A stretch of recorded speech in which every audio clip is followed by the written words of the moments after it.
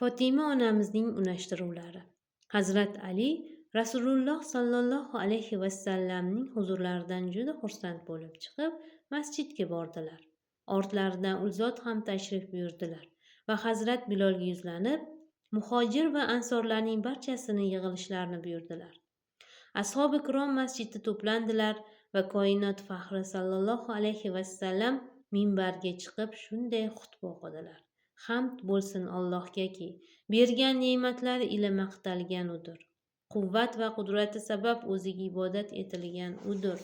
Mulk va saltanati tufayli o'ziga bo'yin egilgan udir.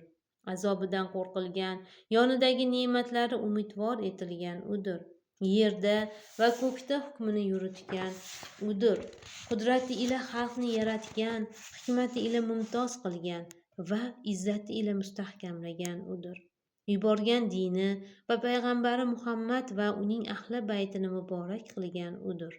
Alloh taolo oila qurishlikni bir ittifoq, vazifa va yaxshilik qilgan. U istaganini bor etadi, istaganini yo'q etadi. Alloh azza va jalla o'zaro qarindoshlik rishtalari ila nasablarni bog'lashlikni amr etib, bu bilan gunohlarni afv etgan edi. Ey musulmonlar, Alloh taolo Fotimani Aliga nikohlashimni amr etdi. Sizlar shohid bo'ling. Fotimani 400 misqol kumush mahri bilan Aliga nikohladi. So'ngra Hazrat Ali o'rnidan turdilar va so'zni Haq taologa hamd aytishdan boshladilar. Ortidan Rasululloh sallallohu alayhi vasallamning qizlari Fotimani menga nikohladilar. Uning mahri mening sovutim bo'ldi. Men bunga rozi edim. Sizlar ham bu ahdga guvoh bo'ling dedilar.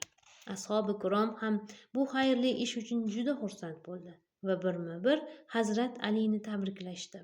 So'ngra Rasul akram sallallohu alayhi vasallam Hazrat Alining uyiga bordilar va ularga: "Ey Ali, sovutingni bozorga olib borib sot va pulini olib kelib menga ber" deb marhamat qildilar. Hazrat Ali sovutlarni sotgani bozorga ketayotib yo'lda Hazrat Usmon roziyallohu anhu bilan ko'rishib qoldilar.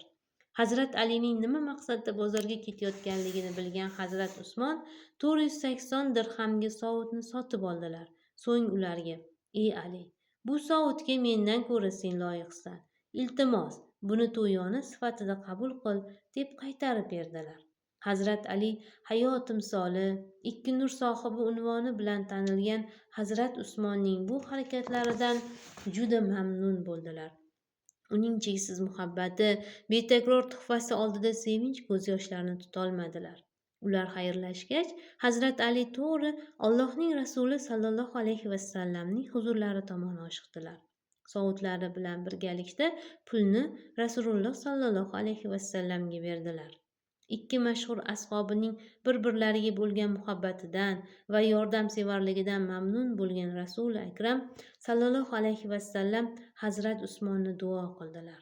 Ularning birodarligiga nisbatan hassos muomalasiga tasanno aytdilar. Agar tayyorlayotgan eshittirishlarim sizga ma'qul bo'layotgan bo'lsa, kanalimizga obuna bo'lishni unutmang.